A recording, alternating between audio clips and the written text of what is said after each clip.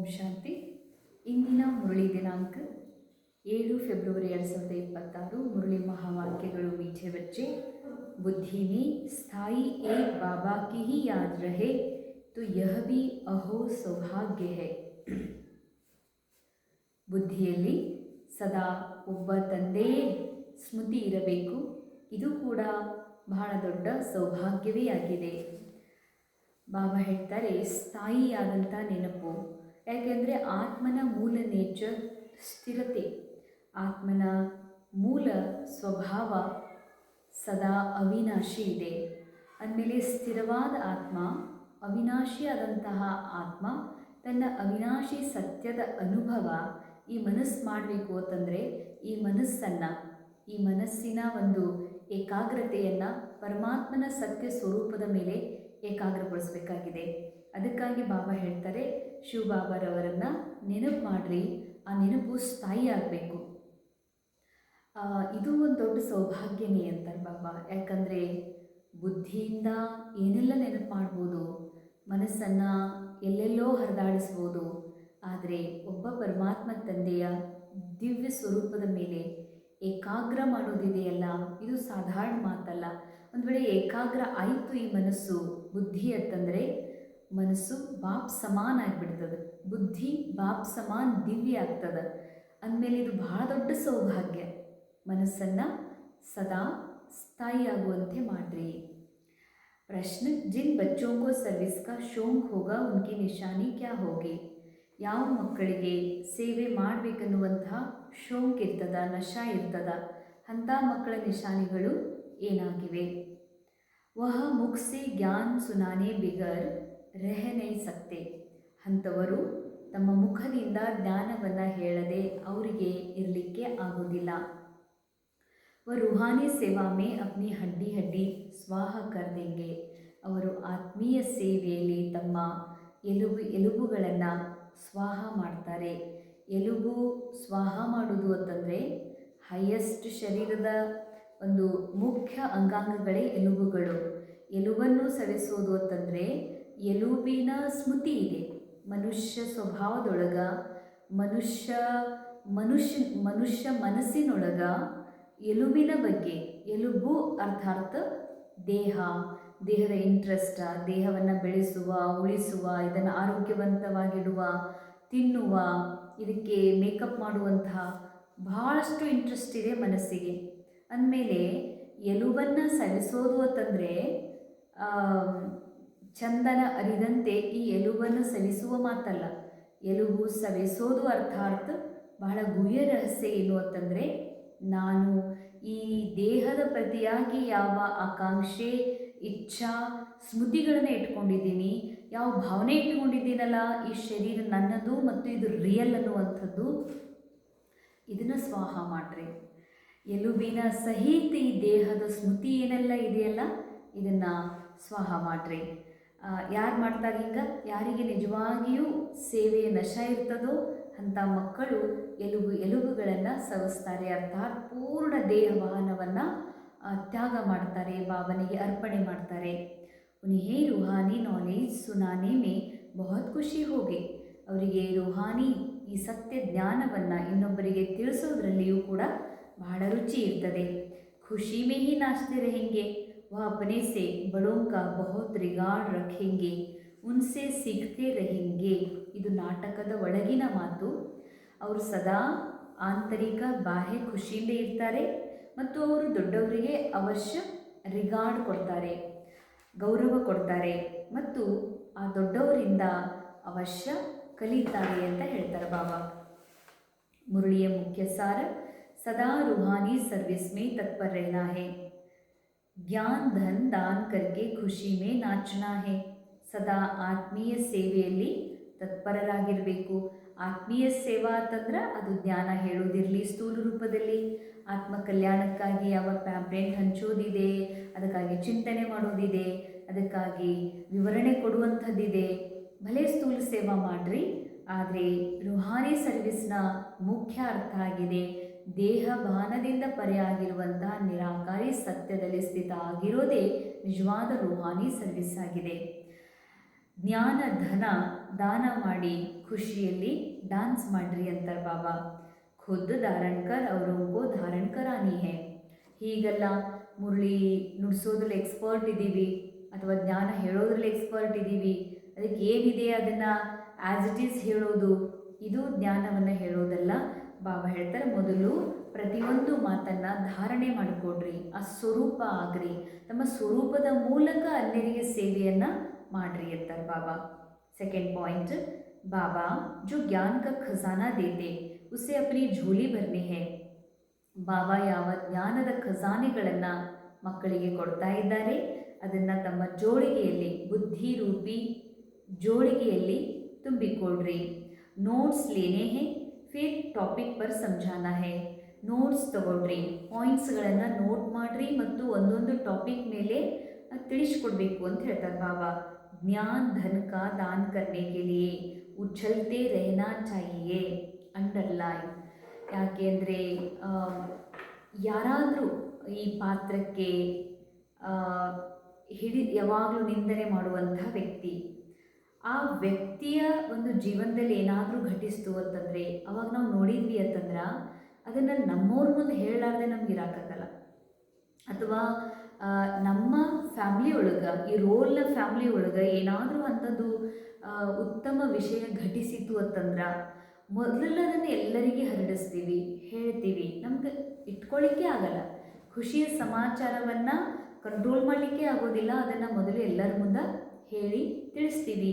ಎಲ್ಲರ ಮುಂದೆ ಹೇಳಿಲ್ಲ ಅಂದ್ರೆ ಕೊನೆಗೆ ಕೆಲವ್ರ ಮುಂದಾದರೂ ಅಥವಾ ಒಬ್ಬರ ಮುಂದಾದರೂ ಪ್ರಿಯಜನರ ಮುಂದೆ ಹೇಳ್ತೀವಿ. ಹಾಗೆ ಬಾಬಾ ಹೇಳ್ತಾರೆ, ನಿಜವಾಗಿಯೂ ಪರಮಾತ್ಮನ ಜ್ಞಾನದಿಂದ ನಿನಗೆ ಖುಷಿಯಾಗಿತ್ತು ಅಂದ್ರೆ, ಜ್ಞಾನದಿಂದ ನಿನಗೆ ಆತ್ಮಜಾಗೃತಿ ಆಗಿತ್ತಂದ್ರೆ ನಿನಗೆ ಸುಮ್ಮನೆ ಇರೋಕ್ಕಾಗಲ್ಲ ಅಂತಾರೆ ಬಾಬಾ. ಜರೂರು ಕುಣಿದಾಡ್ತಾರೆ, ಅವ್ರ ಮನಸ್ಸು ಕುಣಿದಾಡ್ತಿರ್ತದೆ. ಇದು ಮಾತನ್ನ ಯಾರಿಗೆ ಹೇಳಿ, ಈ ಜ್ಞಾನವನ್ನು ಇನ್ನೊಬ್ಬರಿಗೆ ಹೆಂಗೆ ತಿಳಿಸ್ಲಿ ಅಂತ ಅವರು ಜರೂರ ತಿಳಿಸ್ತಾರೆ. वरदान सत्यता की महानता द्वारा सदा खुशी के झूले में झूलने वाले ಅಥಾರಿಟಿ ಸ್ವರೂಪ ಭವ. ಸತ್ಯತೆಯ ಮಹಾನತೆ, ಸತ್ಯತೆಯ ಶಕ್ತಿ ಏನಿದೆ ಇದು ಬಹಳ ಮಹಾನ್ ಶಕ್ತಿ. ಸತ್ಯತೆಯ ಮಹಾನತೆ ಮೂಲಕ ಸದಾ ಖುಷಿಯ ಉಯ್ಯಾಲೆಯಲ್ಲಿ ಆಡುವಂತಹ ಅಥಾರಿಟಿ ಸ್ವರೂಪರು ಆಗ್ರಿ. सत्यता की ಅಥಾರಿಟಿ ಸ್ವರೂಪ बच्चों का गायन है. ಸತ್ಯತೆಯ ಅಥಾರಿಟಿ ಉಳ್ಳಂಥ ಮಕ್ಕಳ ಗಾಯನ ಇದೆ. ಫಸ್ಟ್ ಸತ್ಯತೆ ಅಂದರೆ ತಿಳ್ಕೊಳ್ಳೋಣ. ಸತ್ಯತೆ ಅಂತಂದರೆ ಯಾವುದು ಸದಾ ಇದೆ, ಯಾವುದು ಇಟರ್ನಲ್ ಇದೆ, ಯಾವುದು ಅವಿನಾಶಿಯಾಗಿದೆ, ಅದಕ್ಕೆ ಸತ್ಯತೆ ಅಂತ ಹೇಳ್ತಾರೆ. ಅವಿನಾಶಿಯಾಗಿರೋದು ಯಾವುದು? ಕೇವಲ ಆತ್ಮ ಚೇತನ ಮತ್ತು ನಿರಾಕಾರ ಪರಮಾತ್ಮ ಚೇತನ. ಅಂದಮೇಲೆ ನಾ ಆತ್ಮ ಇದ್ದೀನಿ ಮತ್ತು ಚೇತನ ಇದ್ದೀನಿ, ನಾ ಶಾಶ್ವತ್ ಇದ್ದೀನಿ, ಇಟರ್ನಲ್ ಇದ್ದೀನಿ ಅನ್ನುವಂಥ ಸತ್ಯ ಯಾರಿಗೆ ಅನುಭವ ಆಗಿಬಿಟ್ಟಿದೆ ಅವರಲ್ಲಿ ಅಥಾರಿಟಿ ಬರ್ತದೆ ಅಂತಾರೆ ಬಾಬಾ. ಎದುರ ಅಥಾರಿಟಿ? ನಾ ಆತ್ಮ ಆಗಿದ್ದೀನಿ ಅಂತಂದಮೇಲೆ ನಾನು ಶಾಂತಾಗಿದ್ದೀನಿ. ಶಾಂತಿಯ ಅನುಭವ ಮಾಡೋದು, ನಾ ಇನ್ನೊಬ್ಬರು ಪರ್ಮಿಷನ್ ಕೇಳಬೇಕಾಗಿಲ್ಲ ಅಥವಾ ಇನ್ನೊಬ್ಬರ ಸಜೆಷನ್ ತಗೋಬೇಕಾಗಿಲ್ಲ. ನಾನು ಇರೋದೇ ಆತ್ಮ ಅಂದಮೇಲೆ, ನಾನು ಇರೋದೇ ಅವಿನಾಶಿ ಅಂದಮೇಲೆ, ನಾನು ಇಟರ್ನಲ್ ಇದ್ದೀನಿ ಅಂತಂದಮೇಲೆ ನನ್ನ ಶಾಂತಿ, ನನ್ನೊಳಗಿನ ಖುಷಿ, ಆನಂದವೂ ಕೂಡ ಅವಿನಾಶಿಯಾಗಿದೆ. ಇದ್ರ ಮೇಲೆ ನನ್ನ ಪೂರ್ಣ ಅಧಿಕಾರ ಇದೆ. ನಾ ಈ ಪಾರ್ಟ್ ಒಳಗೆ ಯಾವಾಗ ಬೇಕಾದಾಗಲೂ ಆ ಸತ್ಯ ಸ್ವರೂಪದಲ್ಲಿ ಸ್ಥಿತ ಆಗಬಲ್ಲೆ, ಅನುಭವ ಮಾಡಬಲ್ಲೆ. ಈ ಅಥಾರಿಟಿಯನ್ನು ಯಾರೂ ಕಸ್ಕೊಳ್ಳಿಕ್ಕೆ ಸಾಧ್ಯವಿಲ್ಲ.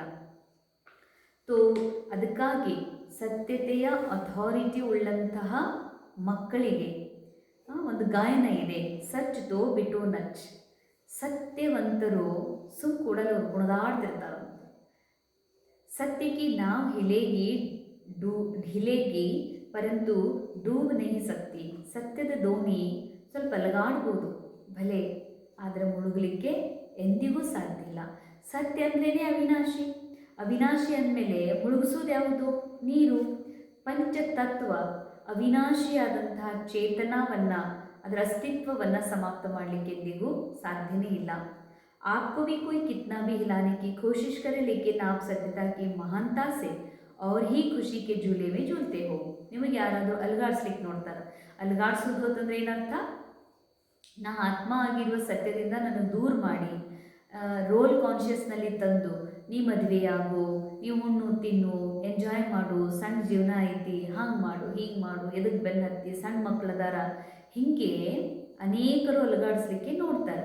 ಈ ಮನಸ್ಸು ಸ್ವಲ್ಪ ಅಲುಗಾಡ್ದಂಗೂ ಮಾಡ್ತದೆ, ಹೆಂಗಪ್ಪ ಹಿಂಗಾದ್ರ ಮುಂದ ಅಂತ. ಆದರೆ ಬಾಬಾ ಹೇಳ್ತಾರ, ಯಾರು ಸತ್ಯತೆಯ ಮನುಷ್ಯ, ನಾವು ಮದರ್ ಇದ್ದೀನಿ, ಸಣ್ಣ ಮಕ್ಕಳನ್ನ ಬಿಟ್ಟು ಹಿಂಗೂ ಬಾಬಾ ಹೇಳ್ದಂಗೆ ಎಲ್ಲನೂ ಕೇಳಕ್ಕೆ ಹೆಂಗಾಗ್ತದ ಅಂದಿದ್ರ ಬೇರೆ.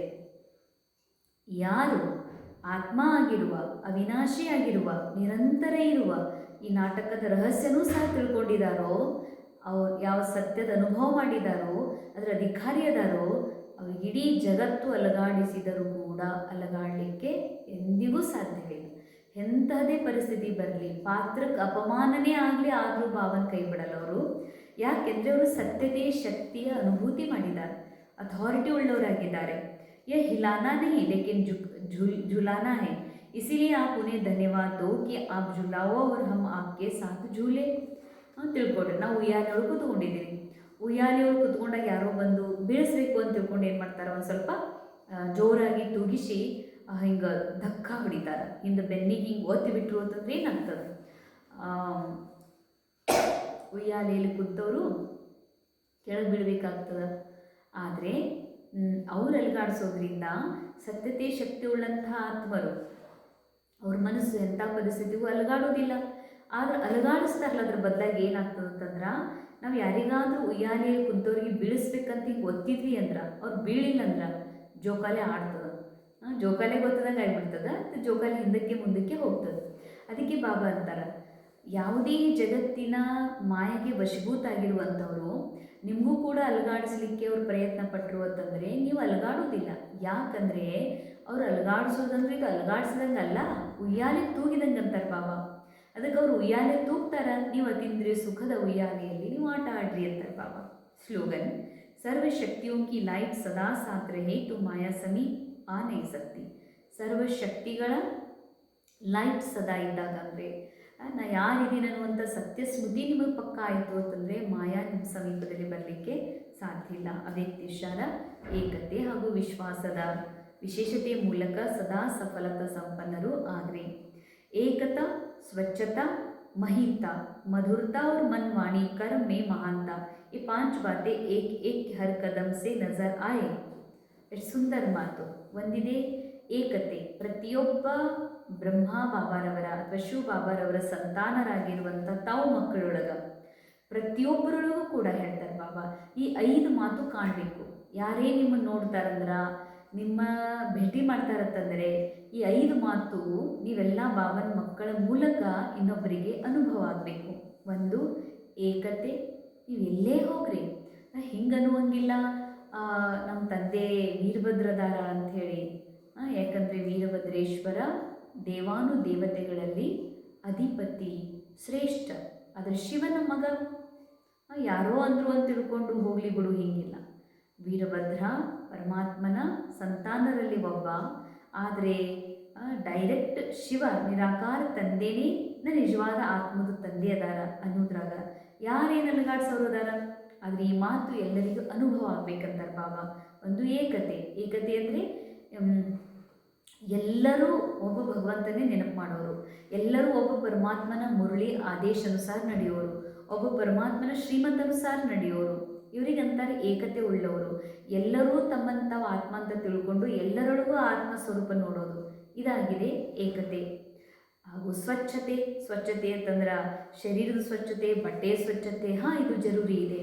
ಸ್ವಚ್ಛತೆ ಅರ್ಥಾತ್ ಆತ್ಮದೃಷ್ಟಿ, ಆತ್ಮಭಾವನೆ ಸ್ವಚ್ಛತೆ. ಮಹೀನತೆ, ಬಾಬಾ ಹೇಳ್ತಾರೆ ಬಹಳ ಆಳವಾದ ಯಾವುದೇ ಮಾತು ಬಾಬಾ ಹೇಳ್ತಾರೆ ಅಂತಂದ್ರೆ ಅದರ ಆಳತೆಯಲ್ಲಿ ಹೋಗುವಂಥದ್ದು ನಿಮ್ಮೊಳಗಿರ್ಬೇಕಂತಾರೆ ಬಾಬಾ. ಮಧುರತ, ಮತ್ತು ಬಾಬಾ ಹೇಳ್ತಾರೆ ಪಾತ್ರದಲ್ಲಿ ಬಹಳಷ್ಟು ಮಧುರತೆ, ಮನಸ್ಸು ಮಧುರ, ವಿಚಾರ, ಭಾವ, ವ್ಯವಹಾರ ಮಧುರ ಆಗಿರಲಿ ಅಂತಾರೆ ಬಾಬಾ. ಹಾಗೂ ಮನವಾಣಿ ಕರ್ಮದಲ್ಲಿ ಮಹಾನತೆ, ಅಂಡರ್ಲೈನ್. ಈ 5 ಮಾತುಗಳು ಪ್ರತಿಯೊಬ್ಬ ಬಾಬಾರ ಮಕ್ಕಳ ಹೆಜ್ಜೆಯಲ್ಲಿ ಕಣ್ಣಿಗೆ ಕಾಣಿಸಬೇಕು. ಇದರಿಂದ ಬಾಬಾ ಪ್ರತ್ಯಕ್ಷತೆ ಸಹಜ ಆಗಲಿಕ್ಕೆ ಸಾಧ್ಯ ಇದೆ. ಅಭಿ ತಕ್ ಸಂಸ್ಕಾರೋ ಮೇ ಜೋ ಭಿನ್ನತಾ ದಿಖಾಯಿ ದೇತಿ ಹೈ, ಇಲ್ಲಿವರೆಗೆ ಸಂಸ್ಕಾರಗಳಲ್ಲಿ ಯಾವ ಭಿನ್ನತೆ, ಎಲ್ಲರೊಳಗೂ ಬೇರೆ ಬೇರೆ ಬೇರೆ ಅನಿಸ್ತದ. ಈಗ ಇಸ್ಲಾಂ ಧರ್ಮದಲ್ಲಿ ಒಂದು ವಿಶೇಷತೆ ಇದೆ, ಅವರೆಲ್ಲರೂ ಒಬ್ಬನ್ನೇ ನೆನಪು ಮಾಡ್ತಾರೆ. ಒಬ್ಬಂದೇ ಆರಾಧನೆ ಮಾಡ್ತಾರೆ, ಒಬ್ಬನ್ನೇ ಪ್ರಾರ್ಥನೆ ಮಾಡ್ತಾರೆ, ಒಬ್ಬನ ವಿಶ್ವಾಸದ ಮೇಲೆ ನಡೀತಾ ಇದ್ದಾರೆ. ಇದಕ್ಕಂತರ ಇಸ್ಲಾಂ ಧರ್ಮದಲ್ಲಿ ದೇವರ ಕುರಿತಾದಂಥ ವಿಚಾರದಲ್ಲಿ ಪೂರ್ಣ ಏಕತೆ, 100% ಏಕತೆ ಇದೆ. ಹಾಗೆಯೇ ಇಲ್ಲಿ ಪ್ರತಿಯೊಬ್ಬರೂ ನಿರಾಕಾರ ಪರಮಾತ್ಮನ ಸಂತಾನ ಆಗಿರುವ ಸತ್ಯದ ಅನುಭವ ಎಲ್ಲರೊಳಗೂ ಒಂದೇ ಇರಬೇಕಂತಾರೆ ಬಾಬಾ. ಇದು ನಿಜವಾದ ಏಕತೆ ತರೋದಾಗಿದೆ. ಎಷ್ಟು ಭಿನ್ನತೆ ಇದ್ದರೂ, ಪಾತ್ರದಲ್ಲಿ ಭಿನ್ನತೆ ಇದ್ದರೂ, ಆಂತರಿಕ ಭಾವದಲ್ಲಿ ಎಲ್ಲರೊಳಗೆ ಏನಿರಬೇಕು? ಏಕತೆ. ಏಕತಾ ಕೆ ಲಿಯೆ ಏಕ್ ದೋ ಕಿ ರಾಯ್ ಕೋ ರಿಗಾಡ್ ದೋ. ನಮ್ಮ ಎಲ್ಲರೊಳಗೆ ಏಕತೆ ಬರಬೇಕು ಸಂಘಟನೆಯೊಳಗಂದ್ರೆ ಒಬ್ಬರು ಇನ್ನೊಬ್ಬರ ಸಲಹೆಗೆ ರಿಸ್ಪೆಕ್ಟ್ ಕೊಡ್ರಿ. ಹಾಜಿ ಹಾಜಿ ಕರ್ಕೆ ಅಪನಾ ವಿಚಾರ ಅವಶ್ಯ ದೋ. ಹಾಜಿ ಅಂತ ಹೇಳಿ ಭಲೆ ಅವರಿಗೆ ನಿಮ್ಮ ವಿಚಾರ ಕೊಡ್ರಿ, ಆದರೆ ಜರೂರ್ ಪ್ರತಿಯೊಬ್ಬರ ವಿಚಾರಕ್ಕೂ ಕೂಡ ರೆಸ್ಪೆಕ್ಟ್ ಮಾಡೋರಾಗ್ರಿ. ಫಿರ್ ಏಕತಾ ಕೆ ಬಂಧನ್ ಮೇ ಬಂದ್ ಜಾओ. ಯಹಿ ಏಕತಾ ಸಫಲತಾ ಕಾ ಸಾಧನ है. ನಂತರ ಏಕತೆಯ ಬಂಧನದಲ್ಲಿ ಬಂದಿದ್ದಾಗ್ರಿ. ಇದೇ ಏಕತೆಯ ಸಫಲತೆಯ ಸಾಧನವಾಗಿದೆ. ಓಂ ಶಾಂತಿ.